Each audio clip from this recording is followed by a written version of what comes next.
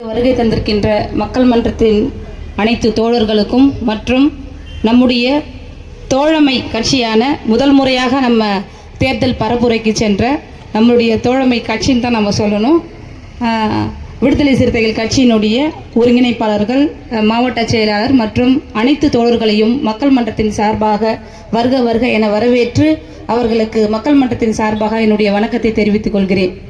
அன்பார்ந்த தோழர்களே, இந்த தேர்தல் பரப்புரை ஏன் நம்ம நடத்திட்டு இருக்கிறோம் அப்படின்னு சொன்னால், நிறைய இப்போ டிவியில் நிறைய பொய்யான விளம்பரங்கள்லாம் வருது.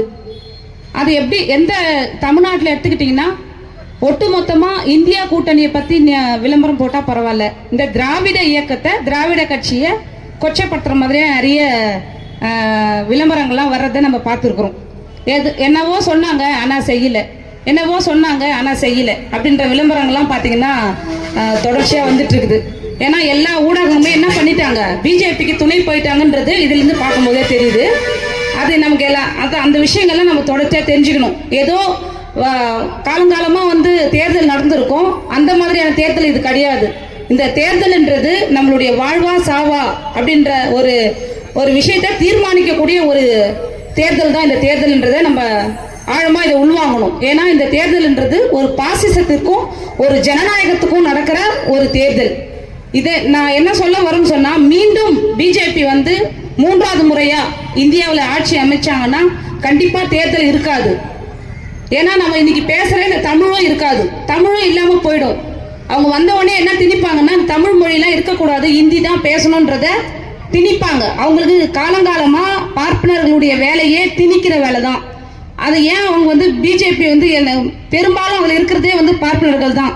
அவங்க இந்த திணிக்கிற வேலை தான் செய்வாங்க. இதை நம்ம கவனமாக இருந்துக்கணும்ன்றதை தான் மீண்டும் மீண்டும் மக்கள் மன்றம் இந்த தேர்தல் பரப்புரை மூலமாக நம்ம சொல்லிட்டு வரோம். அவங்க 10 ஆண்டு ஆட்சி காலத்தில் அவங்க என்ன செஞ்சாங்கன்னா, இந்தியாவிலேயே பெண்களுக்கு ஒரு பாதுகாப்பற்ற நாடு இந்தியா அப்படின்றத ஆணித்தரமாக அங்கங்கே பதிவு பண்ணியிருக்கிறாங்க. அதனால தான் இன்னைக்கு ஒரு சின்ன குழந்தைகள் கூட என்ன பண்ணுறாங்கன்னா, அவங்க பாலியலுக்கு உட்படுத்தி அந்த குழந்தைகளையே ஒரு போகப் பொருள் மாதிரி பயன்படுத்திட்டு வர சூழலை உருவாக்குனது பிஜேபி தான். அதை கண்டிப்பாக நம்ம மறக்கவே முடியாது. அந்த அளவுக்கு பிஜேபியில் கிரிமினல்களும் நாசக்கார என்ன சொல்கிறது அந்த மாதிரி ஆட்கள் தான் அதில் பிஜேபியில் அதிகமாக இருப்பாங்க. அதனால தான் இன்னைக்கு பெரிய விளம்பரம் ஒன்று பார்த்தீங்கன்னா, washing powder Modi, washing powder Modi, இந்த விளம்பரம் தான் இன்னைக்கு என்ன எப்படி இருக்கு, இந்த விளம்பரம் தான் இன்னைக்கு பிரபலமாக இருக்கு. ஏன்னு சொன்னால், நீ ஏதாவது ஒரு குற்றம் செஞ்சிட்டீங்கன்னா, ஒரு பெரிய கொலை வழக்கோ இல்லை ஒரு பாலியல் சார்ந்த உங்க மேலே வழக்கு இருந்ததுன்னா, நீங்கள் நாளைக்கே நீங்கள் பிஜேபியில் போய் சேர்ந்தீங்கன்னா அந்த வழக்கிலேருந்து நீங்கள் விடுதலை ஆயிடுவீங்க. இதுதான் தொடர்ச்சியாக பிஜேபி செஞ்சுட்டு வராங்க. அதனால தோழர்களே, உங்களுக்கு திரும்ப திரும்ப நம்ம சொல்றது இதுதான், பிஜேபிக்கு வாக்களிக்காதீங்க, இந்தியா கூட்டணிக்கு வாக்களிங்கன்றதான் எங்களுடைய ஒற்றை கோரிக்கை. வேற எந்த எதிர்பார்ப்போடும் நாங்கள் இங்கே தேர்தல் பரப்புரை நடத்தலை. ஏன்னா பிஜேபி வந்தா மீண்டும் குறிப்பா அவன் இப்ப தொடர்ச்சியா 10 ஆண்டு காலமா நம்மளை இந்து முஸ்லிம் அப்படின்ற அந்த கலவரத்தை உண்டு பண்ணிட்டு இன்னைக்கு எவ்வளோ கொள்ள அடிச்சிட்டான். ஆனா நான் ஆட்சிக்கு வந்தேன்னா கருப்பு பணத்தை எல்லாம் ஒழிச்சிடுவேன், ஸ்விஸ் பேங்க்ல இருக்கிற காசு எல்லாமே எடுத்துட்டு ஒவ்வொருத்தருடைய அக்கௌண்ட்லயும் 15 லட்சம் போடுவேன்னு சொன்னான். 15 ரூபாய் கூட நம்ம அக்கௌண்ட்ல இருந்து எடுத்து வந்தா மோடி.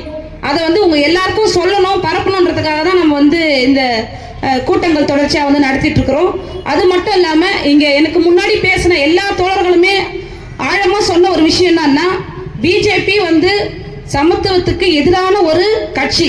அந்த கட்சியோட கூட்டு வச்சிருக்கவங்க தமிழ்நாட்டில் நம்ம எல்லாருக்குமே தெரியும். ஏன்னா அவங்க அம்பேத்கருடைய பல இடங்கள்ல தமிழ்நாட்டில் அம்பேத்கருடைய சிலை வச்சாங்க, அவங்க சமூக நீதி பேசினாங்க. உண்மையிலேயே அவங்க சமூக நீதி பேசினாங்க, அம்பேத்கரை ஏற்றுக்கிட்டாங்கன்னு சொன்னால் அவங்க இந்தியா கூட்டணியோட தான் அவங்க கூட்டணி வச்சிருப்பாங்க. ஆனால் அவங்க யாரோட கூட்டணி வச்சிருக்கிறாங்க, பிஜேபி மதவாத சக்திகளோட தான் அவங்க இணைஞ்சிருக்கிறாங்க. இதுலேருந்தே நீங்கள் தெரிஞ்சுக்கலாம் இவங்க 2 கூட்டணி எப்படிப்பட்டவங்கன்னு. இவங்க பார்ப்பனர்கள் ஆட்சிக்கு வர்றது பார்ப்பனர்களுடைய நலனுக்காக, பிஜேபி ஆட்சி அமைக்கணும் நினைக்கிறது பார்ப்பனர்களுடைய நலனுக்காக, பாமக ஆட்சிக்கு வரணும்னு நினைக்கிறது அவங்க குடும்பத்துக்காக. இதை மட்டும் இந்த 2 வார்த்தையை மட்டும் நீங்க புரிஞ்சுக்கிட்டீங்கன்னா போதும், நீங்க யாருக்கு வாக்களிக்க போறீங்கன்றது உங்களுக்கே நல்லா தெரிஞ்சிடும். ஏற்கனவே தோழர்கள் சொன்ன மாதிரி இன்னைக்கு தமிழ்நாடு ஒரு முன்மாதிரியான மாநிலமா இருக்கு இந்தியாவிலேயே. இன்னைக்கு தமிழ்நாட்டில் நமக்கு அனுபவிச்சுட்டு வர இவ்வளவு உரிமைகள், அதாவது உதவி ஊக்கத்தொகை கொடுக்குறாங்க. இந்த மாதிரி நிறைய விஷயங்கள் சொல்லலாம். பெண்களுக்கு குறிப்பாக எவ்வளோ வந்து உரிமைகள்லாம் கொடுத்துட்டு இருக்காங்க. படிக்கிற விஷயமா இருக்கட்டும், அவங்க வேலைக்கு போகிற இடத்துல வந்து சுதந்திரமாக இருக்கணும், பாதுகாப்பாக இருக்கணும்னு சொல்லி நிறைய ஹாஸ்டல்ஸ்லாம் வந்து கட்டி அவங்க பெண்களுக்கு பாதுகாப்பு கொடுத்துருக்குறாங்க. இதில் தமிழ்நாடு மாநிலத்தில் நடக்கிற ஒரே ஒரு திட்டத்தை யூபிலையோ இல்லை குஜராத்லையோ நடத்த முடியுமா? கண்டிப்பாக ஒரு திட்டத்தை கூட அவங்களால செய்ய முடியாது. ஏன்னா அங்கதான் பெண் அடிமைத்தினுடைய ஊற்றுக்கண்ணே பிஜேபி வாழ்ற மாநிலத்தில் தான். அவங்க வந்து வரவே முடியாது, வெளியே வீட்டிலேருந்து வெளியவே வர முடியாது. நம்ம இன்னைக்கு பேசுறோம், இன்னைக்கு மைக் பிடிச்சி நம்ம பேசுறோம், நம்மளுடைய உரிமைகள் குறித்து பேசுறோம், நம்ம திராவிட இயக்க வரலாறு பத்தி பேசுறோம். ஆனா அதுக்கு அந்த மாதிரி அந்த மாநிலத்தில் பேச முடியுமா? கண்டிப்பா பேசவே முடியாது. ஏன்னா அவங்க எல்லாம் முழுக்க முழுக்க மதவாதம் குறித்து தான் அவங்க பேசுவாங்க, பெண் அடிமைத்தனம் குறித்து தான் அவங்க பேசுவாங்க. ஏன்னா அந்த மாதிரியான சித்தாந்தத்தை உள்வாங்கினவங்க அவங்க. அதனால நீங்க என்ன நினைக்கணும்னா, நம்ம பிஜேபிக்கு வாக்களிக்க கூடாது. குறிப்பா தமிழ்நாட்டில் உதயசூரியன் சின்னத்துக்கு வாக்களிச்சு அவங்கள வந்து பெருவாரியா நம்ம வெற்றி பெற வைக்க வேண்டியதுதான் நம்மளுடைய வேலை. அதுதான் மக்கள் மன்றமும் வந்து இப்போ நம்ம தொடர்ச்சியா பயணம் செஞ்சுட்டு இருக்கோம். தமிழ்நாடு முழுக்க இந்தியா கூட்டணிக்கு யாரோ வந்து யாரோ இந்த கட்சியில, அதாவது குறிப்பா இந்தியா கூட்டணியில யாரோ வந்து சொல்லிதான் இவங்க செய்யறாங்கன்ற மாதிரி பொதுமக்கள், குறிப்பா மக்கள் மன்ற இயக்கத்தவர்களுக்கோ விடுதலை சிறுத்தைகளுக்கோ தெரியும் நம்மளை பத்தி.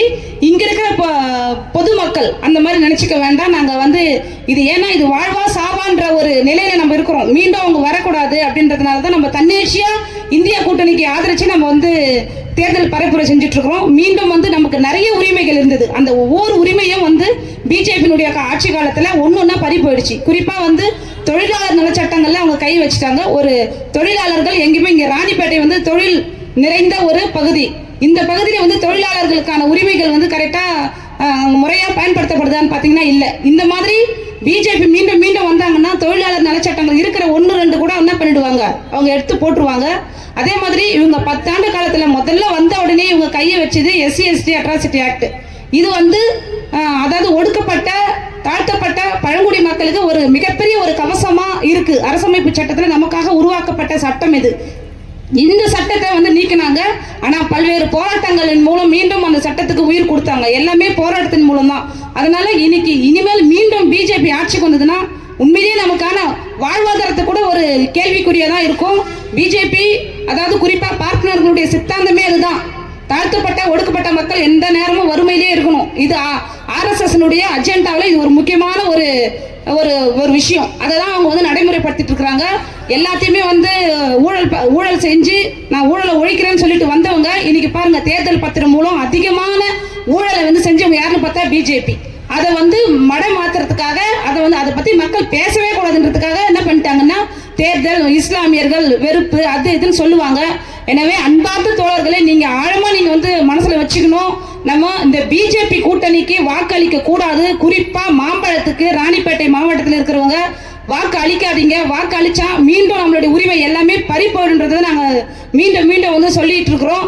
அதே மாதிரி விவசாய சட்டம், விவசாயிகளுக்கான 3 வேளாண் திருத்த சட்டங்களை வந்து கொண்டு வந்தாங்க. இன்னைக்கும் வந்து விவசாயிகள் போராடிட்டு இருக்காங்க. நம்ம எல்லாருக்காகவும் சேர்த்து விவசாயிகள் அங்க போராடிட்டு இருக்காங்க.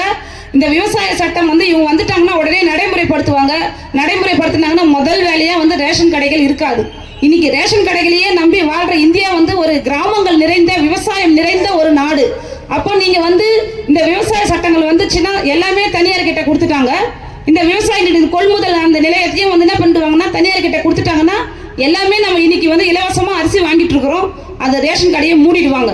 எனவே இந்த மாதிரி நிறைய சொல்லிக்கிட்டே போகலாம். அவங்க 10 ஆண்டு ஆட்சி காலத்துல அவங்க நடத்தின கொடுமைகள் பத்தி பேசுறதுக்கு நம்மளுக்கு வந்து நேரமே பத்தாது. அந்த அளவுக்கு சொல்லிட்டு போகலாம். இந்த மாதிரி CAA சட்டத்தை கொண்டு வந்து இஸ்லாமியர்கள் வந்து ஏதோ அந்நியர்கள், அவர்கள் வந்து இந்த நாட்டில் வாழக்கூடாது அப்படின்ற ஒரு எண்ணத்தோட CAAன்ற ஒரு சட்டத்தையும் கொண்டு வந்து இப்ப நடைமுறைப்படுத்துறாங்க. தேர்தல் அறிவிக்கிறதுக்கு முன்னாடி, தேர்தல் நாள் அறிவிக்கிறதுக்கு முன்னாடியே வந்து என்ன பண்ணிட்டாங்கன்னா அந்த சட்டத்தை வந்து அமலுக்கு கொண்டு வந்திருக்கிறாங்க. அதே மாதிரி புரட்சியாளர் அம்பேத்கர் தன்னுடைய வாழ்நாள் முழுக்க உழைச்சி இந்த நாடு வந்து சமத்துவம் பெறணும், சுதந்திரமா இருக்கணும், சகோதரத்துவத்தை நிலைநாட்டணும்ன்ற ஒற்றை நோக்கத்துக்காக அவருடைய வாழ்நாள் முழுக்க அர்ப்பணித்து உருவாக்கப்பட்ட அரசமைப்பு சட்டத்தையே தூக்கி போட்டுட்டு மனு நீதி மீண்டும் ஆளணும், மனு தான் வந்து இந்த சட்டமா இருக்கணும். ஏன்னா மனு தான் வந்து மற்றவங்களுக்குலாம் ஒரு நீதி, பாப்பானுக்கு ஒரு நீதி. பாப்பா உதாரணத்துக்கு ஒரு கொலை வழக்குன்னு சொன்னா மற்றவங்களுக்குலாம் வந்து தூக்கு தண்டனை, மரண தண்டனை. ஆனா பாப்பானுக்கு ஒரு 2 முடியை வழிச்சு விட்டா போதும். இதுதான் மனு சட்டம். ஏற்கனவே அரசமைப்பு சட்டம் வரத்துக்கு முன்னாடி இருந்த மனு சட்டம் மீண்டும் அந்த சட்டத்தை வர வைக்கணுன்றதுக்காக தான் பிஜேபி வந்து துடிக்குது. அவங்க கண்ட கனவுகள் எல்லாம் ஒன்னொன்னா நிறைவேற்றிட்டு வராங்க. ராமர் கோயில் நம்ம கேட்டோமா? எங்களுக்கு ராமர் கோயில் கட்டுங்கன்னு நம்ம கேட்டோமா? பெரும்பான்மையான இந்து மக்களுடைய விருப்பம்ன்றாங்க. நாங்களாம் இந்து தான், எங்களை கோயிலுக்குள்ள விட முடியுமா? உங்களால விட முடியாது. அதுக்குள்ள போனா நீங்க தீட்டுன்றீங்க, இங்க வந்து இந்துன்றீங்க. அப்போ இந்த பார்ப்பனர்களுடைய சூழ்ச்சியை நம்ம வந்து புரிஞ்சுக்கணும். அதை வந்து நம்ம புரிஞ்சுக்கிட்டா இஸ்லாமியர்கள் வந்து இந்த இஸ்லாமியர்களால தான் இந்த நாடு வந்து இன்னைக்கும் வந்து சமத்துவம் அப்படின்ற பேசுறாங்கன்னா அதுக்கு வந்து இஸ்லாமியர்கள் தான். அவங்களுடைய உழைப்பை வந்து நம்ம குறைச்சி மதிப்பிட முடியாது. அப்பேற்பட்ட தியாகங்களுக்கு உரியவர்கள் தான் இஸ்லாமியர்கள். இப்படி வந்து அவங்க பண்ற ஊழலையும் அவங்க பண்ற பாரதவர் சொன்ன மாதிரி அமித்ஷா வந்து மிகப்பெரிய ஒரு வழிப்பறி கொலை செஞ்சுட்டு இருந்தவன். குஜராத்ல ஒரே கொள்ளை, வழிப்பறி, கொலை, எல்லா குற்றத்தையும் செஞ்சவர் தான் அமித்ஷா. அமித்ஷாவும் மோடியுமே வந்து எல்லாருக்குமே தெரியும் அவங்க வந்து கொலை குற்றவாளிகள்.